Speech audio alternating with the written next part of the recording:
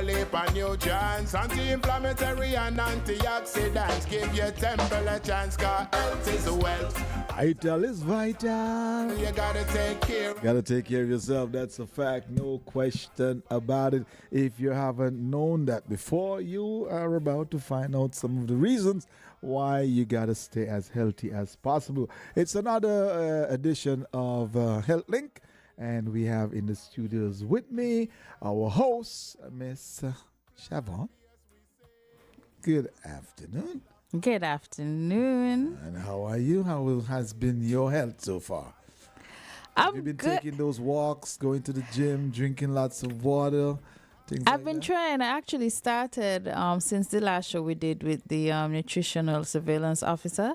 I found out that my BMI is a little high. Dr. Morton, who's in the studio with us today, and I need to lose between 16 to 20 pounds. 16, the fat, you can see the fat. I don't know. I see the fat. You know, us women, we could conceal the fat. Obviously, you don't look that way, so that's not much though. Anyhow, yeah, it's because I'm like 5'7", so a little taller, so I kind of hide. Okay, but yeah, you could knock that off in a month. I don't know about that. But today we are talking. It's funny you asked me how is my health, because a lot of the times when we go to the doctors or we travel, in case of anything, you know, that's a question you get asked, and sometimes it's difficult for people to say exactly what the state of their health is, or even what medications they're on, what tests they've done. And so today we have somebody who's going to, you know, give us some news that's very good as far as that, because it's going to help us answer these questions, or not even have to answer them at all. But Dr. Jensen Morton is in studio with us today. Hi, good afternoon. And he is going to be telling us about the NDHIS, or the National Digital Health Information System. And yes, this is going to help us and take the guesswork and help us to get treatment much quicker when we do need it. So, yes, welcome. It's going to help in multiple ways. Good afternoon. All right, so I would have to begin with a few things. I have to give a brief history for persons to understand everything, and also to explain some terms. So in St. Kitts, the health record system that we use is an analog health record system, meaning we write everything. It's been that way since our health records began, and since our hospital began. And that is really the traditional way of persons recording things in a health setting. But at least for the past 20 plus years, more and more health systems around the world are taking the serious step towards the digitization of the entirety of their health system. So this goes to digitization of the health records, pharmaceutical areas, radiology areas, lab areas, billing areas. Every single different part has been digitized in many of the health systems out there. And when I would have come to St. Kitts, I was a bit surprised that we didn't really have that level of digitization in our own health system. It was as much as our health system had lots of pluses, one area that really needed that investment was there. So to give an example, I would have come back in 2015, and I would have been working in the hospital, in UWI Hospital in Jamaica, from 2014 into 2015. And even back then, when you would have put through blood work to get the blood results, there was an app that the early part of an app was like a website. So you click something and you go to the website on your phone, and the results were digitally uploaded to there. So it wasn't a full digital system, but at least the lab results came back right away. And then you had to then write those into the docket. So it still had a writing component, but at least that part was digitized. And in basically every other way, their system was nowhere near as well funded as ours. So when I came back, I was a bit surprised that we didn't have any true digitization in place. There were a few efforts in medical records that they did on their own with some scanning and some other things they did on their own, but there was no full system. So in doing some more investigation, I was able to get quite a bit of information because, when you see something not done, you can't just assume that everybody forgot about it, didn't think about it, didn't do it. You have to find out what was the challenge. Like, was this ever brought up before? And what was the challenge that was faced? And I was able to find out that as far back as 2006, St. Kitts had started a digitization effort. It was being done in collaboration with Taiwan. They're really technologically advanced, and they had started pushing their digitization from even before that. And when they looked at St. Kitts' situation, because I think St. Kitts would have reached out to them even back then, they said, oh, our jurisdiction is pretty small, and since it's, for them, to them it's tiny. So they said it's actually not difficult for them to even use St. Kitts as a pilot for certain things and send an aspect of things over. And we would have gotten the first piece of software from them way back at that time. The problem at that time was the hardware, our own internal setup, things like the computers, the wiring, the interconnection. It was not there. All that we got was the software is an expensive component, but that was all that we would have had at the time. So it kind of sat. Then it would have sat like that for like a decade. So sometimes when things get put down, you get distracted with other things. And then it got picked up again sometime around 2016, 2017. Again, the effort started. They had some changes because by this time, of course, the software needs updating. So they had some changes to the software. And again, they were trying to see how the different computers could be installed. At that point in time, the handicap was the network. So again, they started. Computers were put in place, software upgraded, but because of the network, the interconnectivity wasn't there, so it was put on pause. When it got put on pause, COVID happened, and that distraction took away everything. So then when myself would have come into the picture 2022 as well as other people, we were like, okay, well, this is now a dire need, and it absolutely has to be done. So the Minister of Health, that's Dr. Drew, the first thing that needed to happen was the same identified handicap, which was the network. That was why you would have seen at some point in 2020, I think by 2024 it was finished. There was a big deal with the Ministry of Health and the cable for the network. That was the purpose of that, to make sure that all of the health institutions in both St. Kitts and NDHIS were interconnected with a fiber optic network. And it also has a really advanced telephone system for telemedicine. That's completely separate. That was, not completely separate, sorry. That's something else. That's another addition that we got. But it also made it possible for us to now properly set up a full digital health network with the proper levels of interconnectivity. So when I say the network, just to give an example, we do have a small aspect of digitization in radiology in which you do an X-ray and the X-ray can come up on the system, on the computer right away in JNF. But unfortunately, the lack of the proper network means that you actually couldn't access it in Sandy Point or in Molyneux. So you go to the hospital in one place, we might have just transferred them to just get an X-ray and come back. And for us to even see the X-ray, someone would have to take a picture or send an email or something because we can't actually access that software from there due to the network problem. So that got resolved at that time, which is 2024. So after the network was resolved, the next step was, let's try to make sure that we now get a proper piece of software for it. Because again, by this time, the software has already become a bit obsolete. It would need updating again. So by the time we know we're trying to get that software in place, multiple persons and companies would have been coming forward that would have had experience in doing a health record system. In some cases, some would have done some for like a small country, some would have done some for a private hospital or a chain of private hospitals, and everyone came with their different ideas. Now, one of the advantages that we had, because we would have started late, sometimes when you start late, there's an advantage. It's that you can look at the mistakes of others and catapult right to the end. That's kind of why people were surprised at how quickly like China industrialized when you compare it to how many decades it took Europe. It's because they saw the end product and they jolted right to the end.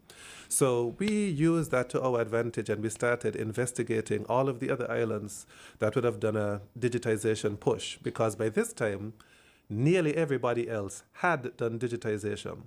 I'm gonna pause you there for a second, because I feel like we haven't we have not defined what the digitization is. Oh, okay. I'll explain and then go back. So the digitization just means that instead of persons having to write, things are available on the computer. So if you think about it, if it is that you go to the hospital right now and something serious has happened to you, let's say that you've had something like a heart attack. Of course, we're taking your current history, but we need your old file to see all of the times before you were admitted to hospital, because it paints a complete picture of you as a person.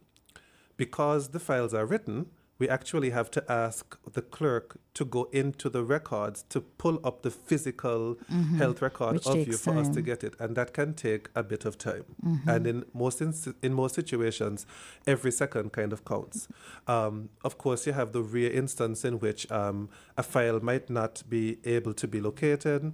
In some other situations, you have the rare instance in which something may have affected the file, like you might have just a little leak somewhere, and then all of a sudden things get some water damage, photocopied. If you miss it, we don't have your old heart picture.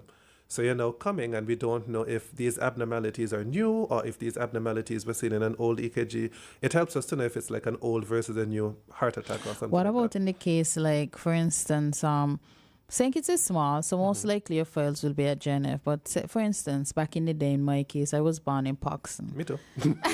Yeah. And then something happens and we end up at JNF. They would have to get the file from Paxton, you're saying? Is this? Yes. For a lot of the files from the outside, we still have a copy in JNF. But in some instances, if you recently went to Paxton, they would have the file on you. So it would be a whole thing where you have to tell us that, okay, well, I went to Pugston. Well, somebody would have to tell us you went to Pugston and get the for us information. to know. And it could be a bit more difficult to get those files at night. We don't have clerks working in those places at night, so it's other staff members have to try to. It becomes a bit complicated. So this is what we're trying to relieve. So with a digital system now, it's like more or less everything is in one. I'm not that technical, but in one area, like a database, so that your doctor, whether you were in NDHIS or St. Kitts, they can log in and they can access your information, which can save a lot of time. It's bigger than that because it not only helps with the records for an emergency setting, it helps when, well, one of the things that people sometimes express concern about is the privacy of your files. When it's digital, it locks certain persons that really don't have a business seeing certain things from seeing it. And even persons that do have the authority to see it, it notes when this person accessed this, so that in the event of a breach, it's easy to do a back tracing of who are all of the persons that would have accessed this information. So it helps in that regard. It helps with regards to pharmaceuticals. Some things that sometimes some people do is they would feel ill. They would go to a physician for the medication. Let's say it's a controlled substance. They might go to the physician, and then all they do is they go to another doctor and they get 2 prescriptions for the same thing because they want to abuse a substance. Then they go to pharmacy A to get prescription filled, and then pharmacy B. If there isn't a high level of intercommunication, that person can get an excess of what they're supposed to get if they're just willing to pay the 2 doctor fees. So we do have, we've learned our lessons. So there is phone calls that do take place to check and balance stuff, but it's a lot easier with a digital system such that it flags it immediately. When they see, okay, this is something that has the ability to possibly be abused, it's immediately flagged. This person already got whatever, so now you have to prove to us that something got flushed down the toilet or got destroyed in some other way where you need more, and then you have to go to the doctor and have them check your levels of it helps everything. It does. It's a good stop of that system. And then again, with the lab results, you can get them back immediately. So there's no more physical walking or dependent on taking pictures to send information. And of course, the pictures thing, even though we do use it in a controlled setting, it's not the most secure way either. No. So if it's in a software, it's lockable and all those other stuff. And then on top of that, it allows for electronic billing. So instead of the handwritten things, which can have an error, Yes. it's really very accurate with the electronic billing. That's the advantage of that. And even when you get it advanced and you have your, what we call the PACS, the Picture Archiving system, but it's called a PACS. It allows for your X-ray, ultrasound, all of those things. They can be sent to the entire world. So even someone like the radiology team, they are not isolated to have to do everything on their own. They can know, well, of course, legally it has to be with a partner that has permission from the Medical Board of St. Kitts and Nevis. But once we have that partnership established, the information can be shared for them to assist with certain diagnoses or double check certain diagnoses. Okay. Right now it's difficult. Those images are very big. So if you try, like if you ever saw a CT scan, it's a big image. If you try to send it on something like WhatsApp, you're going to miss something. It's not going to be as detailed, as high detail as it needs to be. So you need to send these really big files. That's what the PACS is for. So when all of that is put into place, everything is just a lot better. You're no longer isolated with your diagnoses. You have faster results. You have more safety, all of those things. So that's all that we are trying to get. And the final one is, this one needs a little bit more explanation, but it's when you need a medical report. Right now, when you need a medical report, it has to individually be done by the specific physician. And because of some of the nuances involved in getting that report, it actually has a charge attached to it. So sometimes people are a bit confused by it, because if you've been exposed to the US system, they have apps on their phones in which your medical information is all available in some kind of form in the app. Even if it's not a formal report, you can use that information. Any physician can use it to paint a picture. So in our system, I had some explanation, like I said, because medical reports from the government hospital, they are controlled by the state. And the release of any report, it needs to be approved by the Office of the Attorney General. Because it's controlled by the Office of the Attorney General / I don't think it's DPP. I'm not going to legal stuff. But one of those chambers, they control every single report. Okay. So every piece of information or report that we get out, we need to let them know who's getting it, what's going on, and they have to give the approval. That's why it takes a bit of time. So for us to, so the technology is there for you to be able to get your own information, because of course people's argument is, why is there a barrier to me accessing my own information?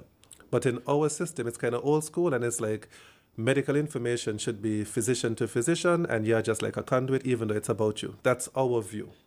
So there would have to be some adjustments to the legislation. Once that is done, then yes, we'd be able to have it such that you can have all of your results on your phone, on your app, whatever it is, and you can get an informal report being able to be, I guess, digitally generated from the information. And if you're going to something like court and you want a formal one with all of the signatures, etc., that's when you come to the hospital to get one. But if you're going away and you just don't feel well, you want to see the doctor, you can easily pull up and say, hey, I have these 4 things, this is what I take, etc. You can actually get that. Or this is my old EKG, this is my last X-ray.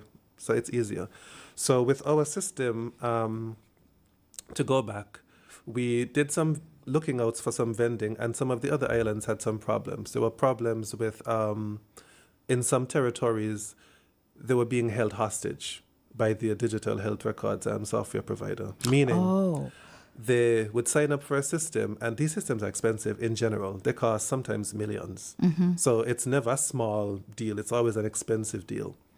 And as you know, some of our Caribbean island territories, they are not wealthy. And if you happen to have a bad year because something has happened to you, it's very easy for you to not be able to honor a payment. So one of our island neighbors, they had this software agreement with a private company in the USA. The software works really well. They didn't have any problems with the software, but territory had a really bad hurricane. They have no money. It's the end of the year. They got locked out of their system because they could not pay. and they had to go back to paper. They could not find, so I think they had the system for like 2 years' time. They could not go back to anything for the past 2 years for about like 2 weeks because the system, Wow. it's not the company, it's not a government company. You can't It was plead. a private person. It's private. And it's American, so all they want is the money. So they didn't care about anything. So we saw that and we said, okay, so there are some dangers with using some of these companies. Their software is really nice, but it has all of these problems. Of course. Then some other places had some issues where, they charge for every single feature. And sometimes, you pay for these 3 features and it's really hard without the additional features, but it's so expensive that you could only get these. And they told us, so it was a lot of different guidelines with regards to ownership of content, ease of yes. usability, and other issues for the legality of it.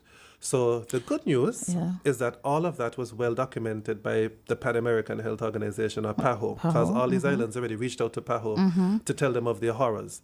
So PAHO was able to come in and basically give us the full checklist with all of the technical information as to what we absolutely should try to get from a health record system.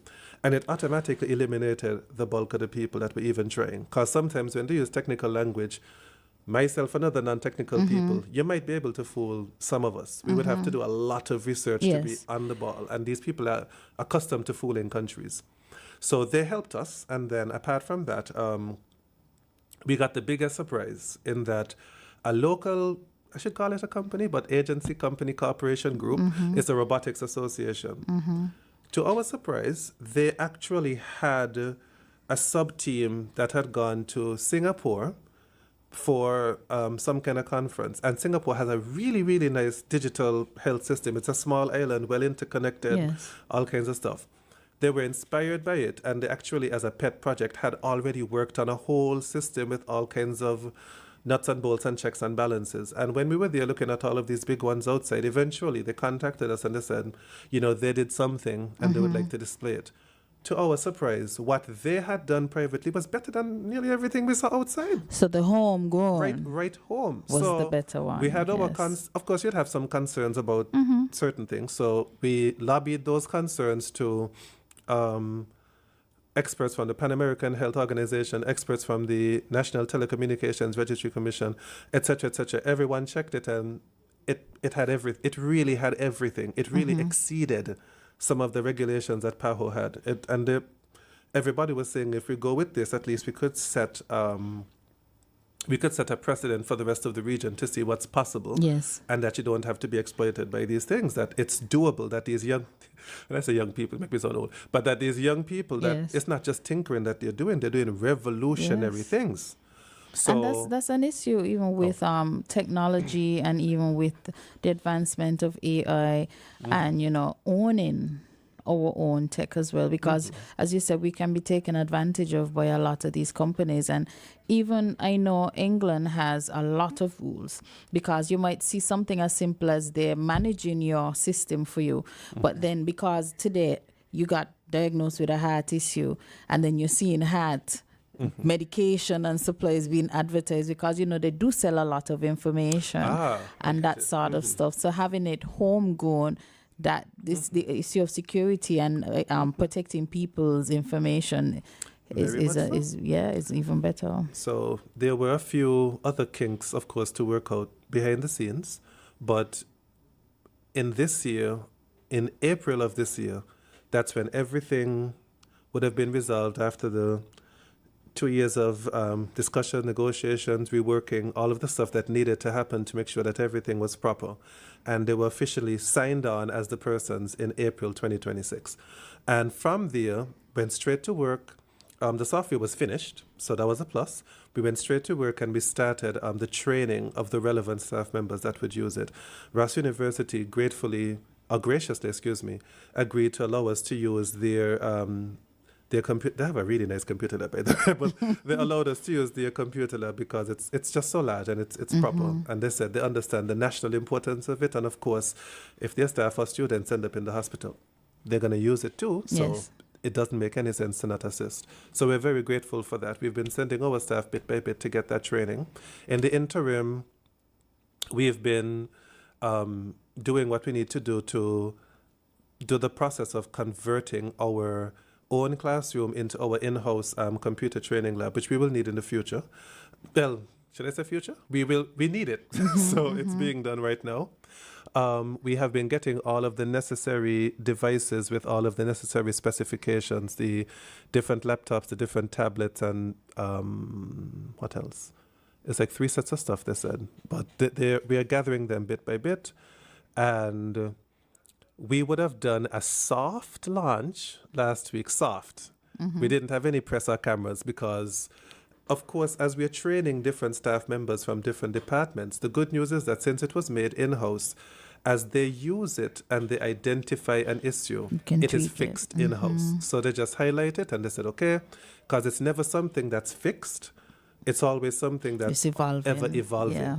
So there'll be minor fixes along the way, and then if something pops up, you report it. It can also be fixed along the way. If there's a major technological breakthrough, we can say, okay, we're going to upgrade the whole system. We'll just retrain the whole staff with the latest updates. So all of that is worked into aspects of the contractual arrangements. So can we safely say that the system belongs to us? Like you mentioned earlier that it belongs to us. If anybody out there have subscriptions, remember back in the day we used to just buy the software for 200 US. I know how that is. Well, no, it's you pay every month. It belongs to us. The only subscription part of it is the fact that for the necessary updates and upgrades, yes, it is the responsibility of the Robotics Association. But the data, which is the important part, the data is still controlled by the state, by the Department of IT / same legal, until the law change. Well, actually, I think it would still be in the same legal channels / the Ministry of Health and the government's, it will be on the government servers. So it will be our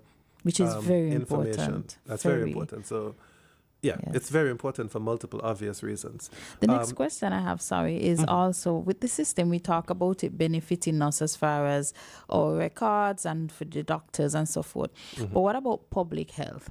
Would this give us an idea of the trends and the issues? Of course, it will allow for there to be actually, because the software is already there and we could already use it, it actually has the statistics live. Wow. So the daily stuff, the week, you don't even have, like, you can generate something specific if you want, but you click on, depending on your level of access, the epidemiologist, for example, can click on that page and they can see all of the up-to-date trends with regards to what's happening and, most importantly, where. That's why the different health centers have to be interconnected so that as something happens in a community, it can be isolated. So we may be able to see this particular community, there's a lot of asthma here, what's going on, only to find out that the air quality there is bad, or this particular community, they might have a high rate of heart disease, only to realize that something else is going on there, and the list goes on and on. So it's real up-to-time data possibility, as well as your ability to put in your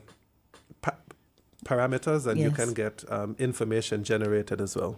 Wonderful, because in the past we've had to really engage other other entities and stuff to help us to gather like stats, and now we can do all of this. Yes, it's because we only have one epidemiologist, and it's one epidemiologist, one statistician, one IT person, and only about 3 or 4 other people in the health information unit. It's a really small health information unit compared to most places that have just a lot more people. So this helps them. It's going to be more manageable for them.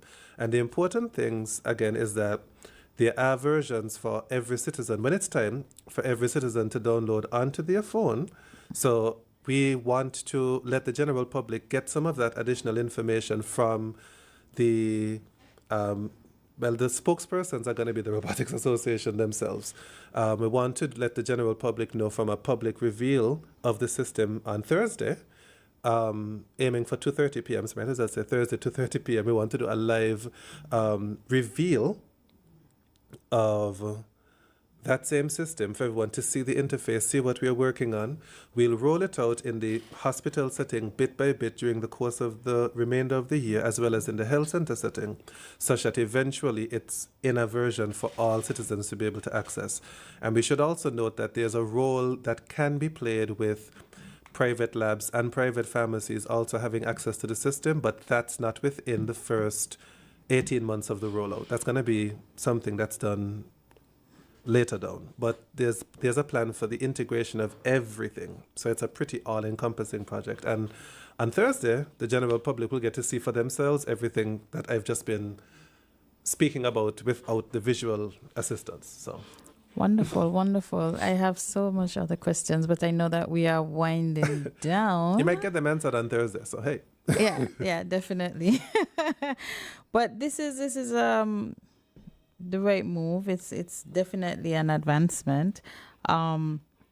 Is there any concern as to, again, because there is so much going on technologically wise, is there any concerns for persons who would want to opt out of the system? Because it's going to come up, persons who feel that it's just the way the system is. So once you go to the hospital, just like how your records are taken, it's gonna. And we are seeing this happening even at the airport, biometrics and different things. It's not an opt-out system. It's gonna be the legal requirement for the health records. And I mean, if you go to TDC or someplace to purchase something, you don't opt out. It's just how people keep records. Well, you can opt out of not going to TDC at all.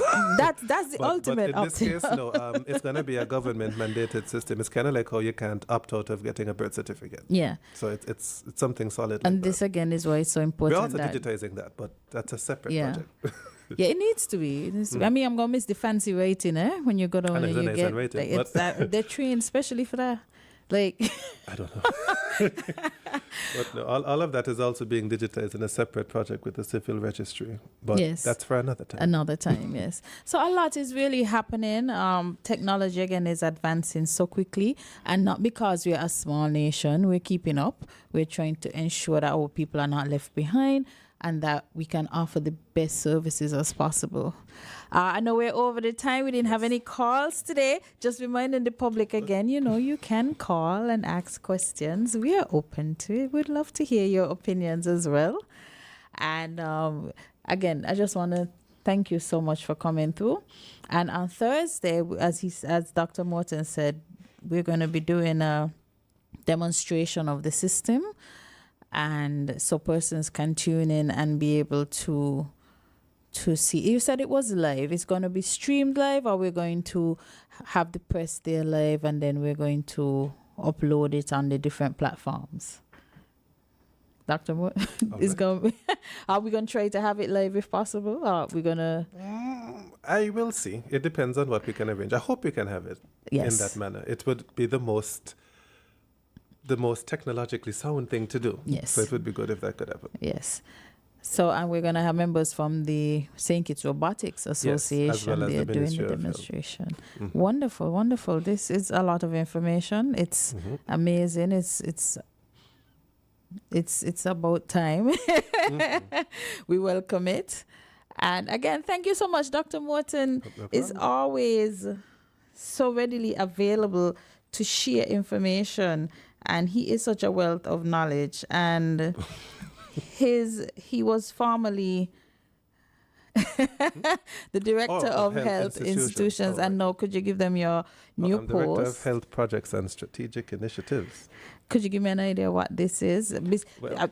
We've heard some of it today, but anything that is a special project in health, it just falls under my umbrella. So it's like a lead projects coordinator, but it's not just infrastructural. It's also any initiative that deals with advancement to the point of it needing to be called a project and not just an update, then it falls under that. And this is why you would hear Dr. Morton on the Health Link quite often, from the new hospital to the digitization of the system to a number of things. Yes. And we just before we leave, I have to plug that we had the ceremony for the reopening of the private ward. Dr. Morton was here a few weeks ago talking about that, and we had that ceremony yesterday, and so it's going to be open officially from the 24th. It's beautiful. When you get in there, you see all these massive photographs of like historical sites and flowers and different things from St. Kitts. It's really nice. It was a really, really good ceremony as well. Thank you. It was that really was the good. pet project of Mrs. Lindsay Maynard for like the past year. Yes. Unfortunately, she's not in St. Kitts right now, so she's like, "Oh gosh, I missed the actual unveiling of what I was working on." But yes, it's really nice. Nice. So thank you for tuning into the Health Link. As usual, everything is connected and your health is the link. See you next week at 1:30 on ZIZ Radio. Right. Health is wealth, vital is vital. You can't rely on nobody else. Health is wealth, vital is vital. Try and take care of yourself. Health is wealth, vital is vital. You can't rely on nobody else. Vegan, we're vegan. Plant-based, we say. Long time Rastafari. Say I dey so he dey. Ital, we ital. Nah go no way. Under we roots and we fruits and we vegetable all the way. Cause health is wealth. Ital is vital. You gotta take care of yourself. Health is wealth. Ital is vital. You can't rely on nobody else. Health is wealth. Ital is vital. Try and take care of yourself. Health is wealth. Ital is vital. You can't rely on nobody else. Don't you realize your body is a temper? Certain